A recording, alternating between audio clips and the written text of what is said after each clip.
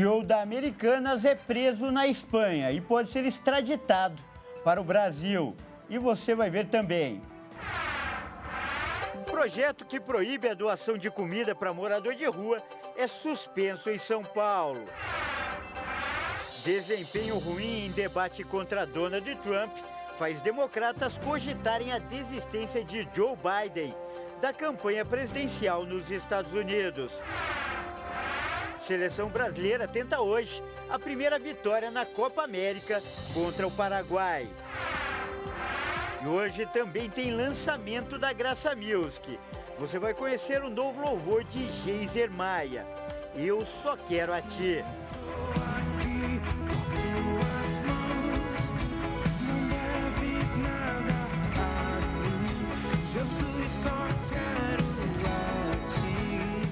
Tudo isso você confere a partir de agora no Jornal das 18h30.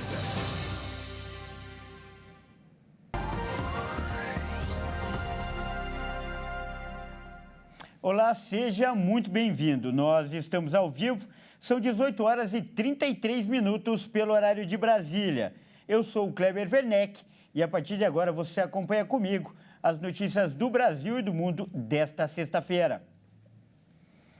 E olha só, o ex-CEO da Lojas Americanas foi preso hoje em Madrid pela polícia espanhola. Miguel Gutiérrez tinha mandado de prisão expedido pela Justiça brasileira. E a expectativa agora da Polícia Federal é que ele seja extraditado para o Brasil. Miguel Gutiérrez, ex-CEO da varejista Americanas, foi preso na Espanha, suspeito de ter participado das fraudes no balanço da companhia. A prisão foi comunicada à Polícia Federal do Brasil. Como Gutiérrez tem cidadania espanhola, ele estava no país desde o ano passado. O executivo teve seu nome, foi incluído na Difusão Vermelha, a lista de foragidos internacionais da Interpol.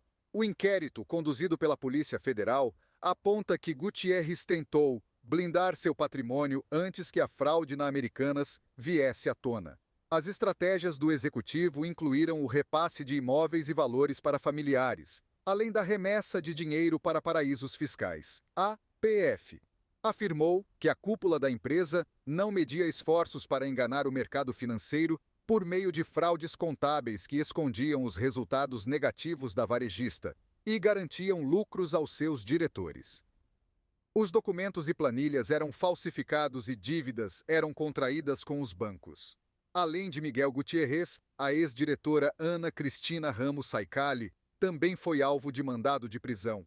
Segundo a PF, ela que também teve o nome na lista da Interpol, segue em Portugal. Olha, e o projeto de lei que prevê multas para quem não obedecer às regras para a doação de alimentos a moradores de rua em São Paulo foi suspenso. A Câmara chegou a aprovar o projeto, mas suspendeu após várias polêmicas.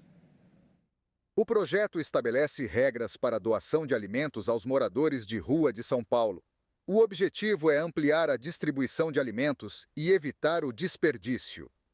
De acordo com o autor do projeto, o vereador Rubinho Nunes, a suspensão é para aperfeiçoar o projeto. Entre as regras dessa medida estão o uso obrigatório de crachá para a identificação do doador, pedido de autorização da Secretaria Municipal da Subprefeitura de São Paulo e um cadastro atualizado de voluntários e de pessoas em situação de vulnerabilidade. A proposta ainda foi aprovada pela Câmara dos Vereadores e seria votada em segundo turno para ser levada à sanção do prefeito Ricardo Nunes, mas foi suspenso na tarde desta sexta-feira. Olha, e no Rio a polêmica é a água. O Supremo Tribunal Federal retomou o julgamento da lei que obriga bares e restaurantes a dar água filtrada de graça para as pessoas. O Supremo Tribunal Federal dá continuidade neste fim de semana à análise de um recurso que debate se é constitucional a lei do Estado do Rio de Janeiro que obrigou bares e restaurantes a disponibilizar aos clientes água filtrada gratuitamente. O tema estará em debate até o dia 6 de agosto, se não houver pedido de vista, o que daria mais tempo de análise. O voto do relator ministro Dias Toffoli é para manter a lei válida. Essa disputa envolve uma regra de 2015. O texto prevê que bares, restaurantes e estabelecimentos similares são obrigados a servir água filtrada de forma gratuita. Os estabelecimentos devem informar ao consumidor por cartazes da gratuidade do serviço e quem não cumprir está sujeito a sanções do Código de Defesa do Consumidor. Inicialmente, a Associação Nacional de Restaurantes, a ANR, acionou o Tribunal de Justiça do Rio contra a norma. Porém, os desembargadores consideraram válida a regra. Então, a ANR recorreu ao Supremo, alegando que a lei fere princípios constitucionais como o da livre iniciativa e o direito à saúde e que a medida causa prejuízos aos locais, seja pelo custo do fornecimento da água, seja pelo prejuízo ao comércio de outras bebidas. Em decisão individual, o relator ministro Dias Toffoli rejeitou o recurso. A associação recorreu e o caso começou a ser analisado na segunda turma da corte. Olha, e hoje em entrevista, o presidente da Argentina, Javier Milei, ignorou os pedidos de desculpa que foram cobrados do presidente Lula e ainda criticou o brasileiro, chamando ele de esquerdista e com ego inflamado. Acompanhe. O presidente argentino Javier Milei ignorou nesta sexta-feira a cobrança de Luiz Inácio Lula da Silva por desculpas durante uma entrevista ao canal de televisão La Nación Plus. Em vez de retratação, o líder ultraliberal descreveu o brasileiro como um esquerdista com ego inflado. O presidente Lula havia dito publicamente que não falaria com Milei até que ele pedisse desculpas. O petista não especificou a quais declarações se referia, embora o argentino já o tenha chamado de corrupto. Na entrevista, Milei disparou: "Qual o problema? Porque o chamei de corrupto? Ele não foi preso por ser corrupto? Ou estamos tão doentes com o politicamente correto que não se pode dizer nada para a esquerda, mesmo que seja verdade?" Ambos os presidentes se cumprimentaram cordialmente quando se encontraram recentemente na Itália durante a cúpula do G7, mas não se reuniram. Lula havia declarado que a Argentina é um país muito importante para o Brasil e que o Brasil é muito importante para a Argentina. Não seria um presidente da República que criaria uma divisão entre as duas nações. O presidente brasileiro não compareceu à posse de Milei em dezembro, para a qual foi convidado seu adversário político e antecessor Jair Bolsonaro. Milei e Lula se reunirão novamente em Assunção no início de julho, durante a cúpula do Mercosul, bloco comercial do qual são grandes parceiros junto ao Paraguai e ao Uruguai. E nos Estados Unidos, os democratas ficaram preocupados após o desempenho do presidente Joe Biden no primeiro debate contra o ex-presidente Donald Trump. As eleições para a Casa Branca acontecem em novembro. O presidente dos Estados Unidos, Joe Biden, tenta se recuperar após o debate contra o republicano Donald Trump. Sua participação causou receio entre os democratas e gerou discussão sobre se devem ou não manter a candidatura para um segundo mandato. O confronto com Trump deveria ter sido uma oportunidade para Biden tirar as dúvidas, por exemplo, sobre sua idade avançada e aptidão para o cargo. Durante o discurso do presidente, Biden foi hesitante e, em várias ocasiões, ele se atrapalhou e pareceu perder o raciocínio. Como resultado, alguns democratas nos bastidores estão questionando se Biden deveria continuar sendo o candidato do partido. A vice-presidente, Kamala Harris, defendeu Biden, mas reconheceu que não foi um começo. A visão favorável dos americanos em relação ao democrata caiu de 37% para 31% depois do debate. Já Trump manteve sua avaliação de 40% para 43%. Já a imagem do ex-presidente Donald Trump foi de vencedor no primeiro debate presidencial de 2024. Trump foi bem nas perguntas delicadas, como a invasão ao Capitólio, em 6 de janeiro de 2021.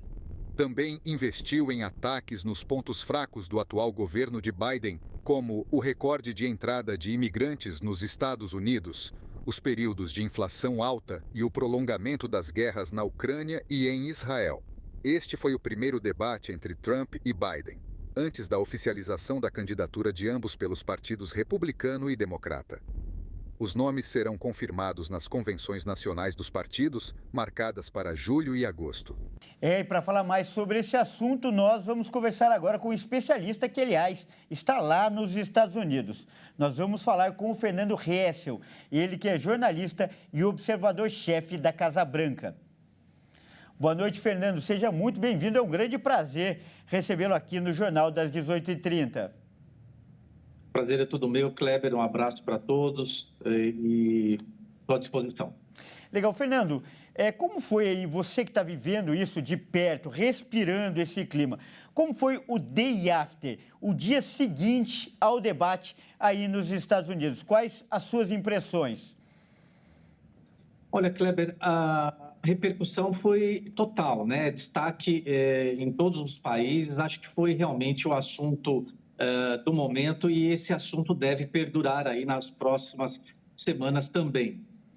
Nós temos que respeitar muito a crítica americana e a crítica internacional, mas é importante dar um depoimento de forma independente, até porque há, na verdade, um posicionamento da mídia de maneira muito uníssona quanto ao desempenho dos candidatos ali. E o que a gente pode observar, que a gente pode analisar, uma vez que nós conhecemos, né, o dia a dia do atual presidente Joe Biden, é de que ele realmente superou algumas barreiras que normalmente ele não consegue. E um ponto positivo do Joe Biden ontem, apesar da saúde fragilizada, que é uma coisa que nós já conhecemos, ele estava inclusive com garganta inflamada no momento ali do debate, é que ele trouxe realmente informações que condizem com a realidade americana. Então, para quem assistiu e quem mora aqui, né, o cidadão americano, ele viu certa coerência naquilo que ele estava dizendo. É certo, volto a dizer, que a saúde é debilitada, e aí a gente entra numa outra questão sobre a preparação dele de assumir um novo mandato. Já Trump, ele fugiu de vários assuntos, você pode perceber e voltar e assistir novamente que as perguntas que eram feitas a ele desviava o assunto, ia para a imigração, ou seja, ele se mostrou bastante fugindo de assuntos que são delicados para ele. Mas um ponto positivo do Trump é de que ele manteve a calma, ele não usou do nervosismo dele comum no dia a dia, como foi na gestão dele aqui na Casa Branca. Olha, eu posso te dizer, Fernando, que eu li muito esse assunto o dia todo e realmente você está trazendo um ponto de vista muito diferente, um grande mérito dessa entrevista. E dentro disso, né, que foi noticiado hoje, chegou-se a cogitar a possibilidade do presidente Joe Biden desistir da candidatura. Quais as chances reais disso acontecer? Você que, como eu disse, está aí de perto. É preciso entender, Kleber, que a política ela é praticamente uníssona, ela é igual a qualquer outro país. Principalmente a gente fala dos Estados Unidos, ela se assemelha à estruturação da política ao do Brasil, por exemplo. Então, a gente precisa ter uma análise bastante fria desse momento, porque a verdade é sempre colocada em xeque. Né? A verdade é sempre uma grande arma e a mentira da mesma maneira. Então, a gente precisa analisar com bastante frieza essa situação, porque isso realmente começou a surgir logo no momento do debate sobre essa possibilidade de Joe Biden sair. Mas se nós olharmos para o fato de ele sair da candidatura, né, abrir espaço para um novo nome, isso com certeza seria um grande prejuízo aos democratas, até porque o partido do presidente Joe Biden não preparou nenhum outro nome que pudesse substituir Joe Biden à sua altura. Há de se entender que Joe Biden está no poder, ele está com a máquina pública na mão. E formar um nome para substituir é muito difícil. E há uma tradição também nos Estados Unidos de que o presidente ele concorra à reeleição. Então, por isso que o Partido Democrata ele se acomodou nessa posição, não buscou um novo nome e fica difícil. Qual seria a solução para os democratas? É de levar essa campanha até as últimas consequências. Em caso Joe Biden ganhe a eleição, aí sim ele pede para sair da Casa Branca, né? Ele renuncia ao cargo e assumiria, então, o vice, que tudo indica que seja a Kamala Harris, mas temos que esperar as convenções que ainda não aconteceram. Tá certo. Então, como eu disse, uma análise diferenciada. Nós acabamos de conversar com o Fernando Hessel, ele que é jornalista e observador-chefe da Casa Branca. Mais uma vez, muito obrigado, grande prazer recebê-lo aqui, Fernando. Eu que agradeço, bom trabalho a todos. Grande abraço. E veja a seguir. Seleção brasileira tenta hoje a primeira vitória na Copa América contra o Paraguai. E ainda, hoje tem lançamento da Graça Music. Você vai conhecer o novo louvor de Geiser Maia, Eu Só Quero a Ti. Nós voltamos já.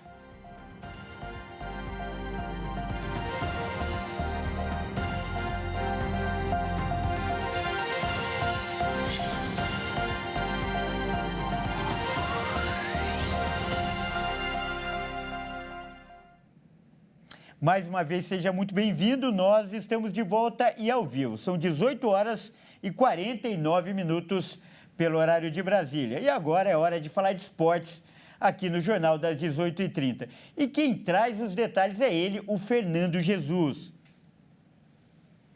Boa noite, Fernando. Seja muito bem-vindo mais uma vez aqui no Jornal das 18h30. E, Fernando, hoje é dia de seleção brasileira, não é mesmo? Boa noite, Kleber, e a todos que nos acompanham. É isso mesmo. A seleção enfrenta o Paraguai lá no Allegiant Stadium, em Las Vegas, às 22 horas e busca sua primeira vitória. Vamos ver. Sem gols na estreia contra a Costa Rica, a seleção brasileira vai a campo pressionada e precisando vencer. Para isso, o Dorival Júnior vai promover algumas mudanças no time, uma na defesa e outra no ataque. Na lateral esquerda, Guilherme Arana deu lugar ao Wendel do Porto. E no ataque, Rafinha treinou como reserva e Savinho, revelado pelo Galo e reforço do Manchester City, está entre os titulares. O Brasil vai enfrentar o Paraguai, que tem mais jogadores que atuam no futebol brasileiro do que a própria Canarinho, que tem apenas 4. Enquanto a Albirroja tem 5. São eles Gustavo Gomes, do Palmeiras, Matias Villasanti, do Grêmio, Damian Bobadilla, do São Paulo, Ângel Romero, do Corinthians e Fabrício Peralta, que foi anunciado pelo Cruzeiro. Do lado verde e amarelo, temos apenas o goleiro Rafael, do São Paulo, o goleiro Bento, do Atlético Paranaense, o lateral Guilherme Arana, do Atlético Mineiro, e o atacante Endrick, que está prestes a ser transferido do Palmeiras para o Real Madrid. Fernando, e nesse fim de semana também tem Campeonato Brasileiro, não é mesmo? Quais são aí os confrontos dessa rodada aí, por favor? Exatamente, Kleber. Nesse final de semana temos a 13ª rodada do Brasileirão. No sábado temos 2 jogos às 18h30. Em São Januário tem Clássico Carioca, entre Vasco e Botafogo. E na Arena Pantanal, o Cuiabá recebe o Bragantino. No domingo tem jogo logo cedo. Às 11 horas da manhã, o Atlético Goianiense vai a Belo Horizonte enfrentar o Galo na Arena MRV. E mais tarde, às 16 horas, acontecem 3 partidas. Grêmio e Fluminense no Estádio Centenário, São Paulo e Bahia no Morumbis e Fortaleza e Juventude lá no Castelão. E para fechar o fim de semana, Vitória e Atlético Paranaense se enfrentam no Barradão às 18h30. No mesmo horário, Flamengo e Cruzeiro jogam no Maracanã. E por último, Criciúma e Internacional lá no estádio Heriberto Ulce, também às 18h30. Legal, Fernando. E agora, fora de campo, o mercado da bola também está agitado, não é mesmo?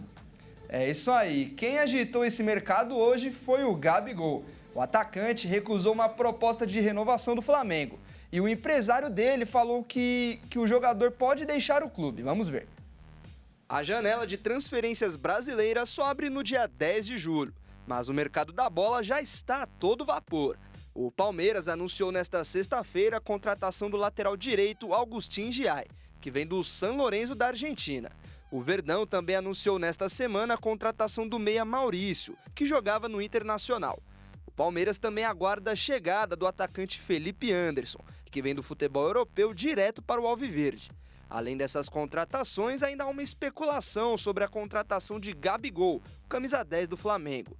O atacante tem contrato com o rubro-negro até o final de 2024, mas a partir do dia 1º de julho já pode assinar um pré-contrato. O empresário do jogador, inclusive, declarou hoje que o Flamengo não tem interesse na permanência do atacante. Já o Verdão tem interesse, mas ainda aguarda a decisão sobre o caso de doping, pois Gabigol ainda pode pegar 2 anos de suspensão no futebol. Outra equipe que também monitora a situação do atacante é o Cruzeiro.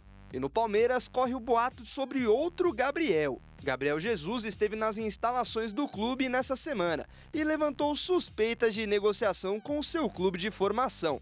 Mas apesar de ser um grande sonho da torcida e dos dirigentes do Palmeiras, a chance de contar com Gabriel Jesus nesse momento é praticamente impossível. O jogador é peça importante do clube inglês Arsenal e tem um salário de mais de 8 milhões de reais. o que torna inviável sequer um empréstimo nesse momento.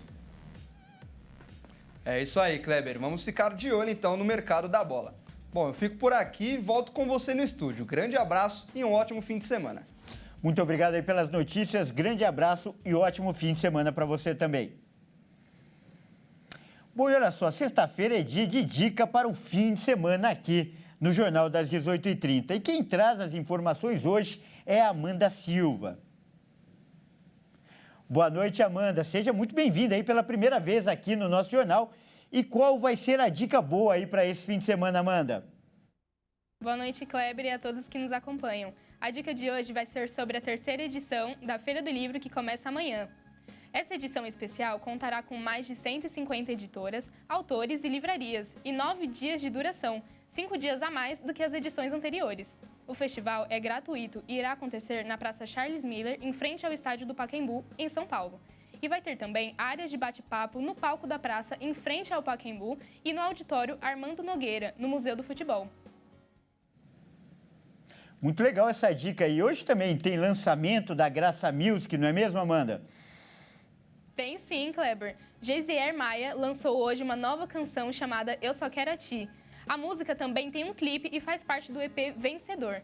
E ele mandou um recado especial para nós. Vamos conferir. Estou passando aqui para falar um pouquinho sobre a canção Eu Só Quero a Ti, que carrega uma letra incrível.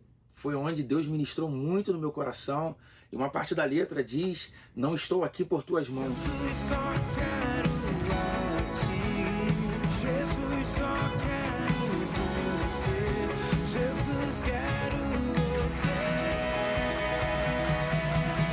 Da mesma forma que ela mexeu comigo, ela possa impactar e mover o seu coração para que você desfrute da plenitude, da graça e da presença de Deus na sua vida. Deus abençoe. Eu só quero a ti, Jesus.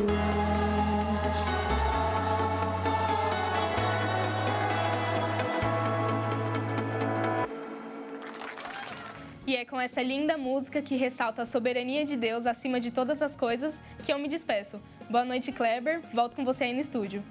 Muito obrigado pelas informações. Boa noite para você também e um ótimo fim de semana. Bom, é isso aí. O Jornal das 18h30 fica por aqui. Eu agradeço demais pela sua companhia e convido a continuar ligado em nossa programação. Ótima noite e bom fim de semana.